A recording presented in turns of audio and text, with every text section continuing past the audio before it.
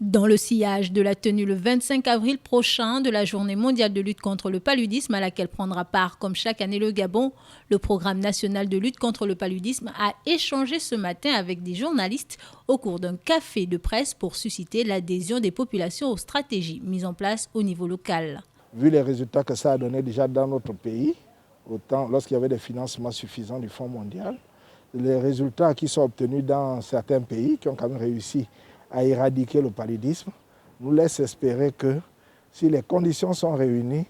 nous pouvons également atteindre zéro palu d'ici 2030. Sur la base d'un bilan d'étape, les responsables du programme national de lutte contre le paludisme ont présenté le goulot d'étranglement pour l'atteinte de l'objectif de zéro palu d'ici 2030. Loin de sombrer dans une ambiance négative, ces derniers optent plutôt pour un redéploiement de la stratégie à court, moyen et long terme. Le rapport mondial de l'OMS 2019 paru en 2020, c'est 799 000 cas de paludisme dans notre pays, un peu plus de 500 décès. Mais là encore, il faut relativiser ces données-là parce que malheureusement, notre système sanitaire aujourd'hui notre système d'information sanitaire aujourd'hui n'est pas performant et donc il en convient que ces données soient sous-notifiées. Fixe sur un même objectif et pour l'atteindre, les plans stratégiques ne s'accablent pas de soutien extérieur dans un schéma de parcours de combattants du haut vers le bas et parfois de la base vers le haut. Pour tirer un trait sur le paludisme qui demeure endémique, le Gabon pour sa part à travers le plan national de lutte contre cette maladie s'inscrit dans le maintien des acquis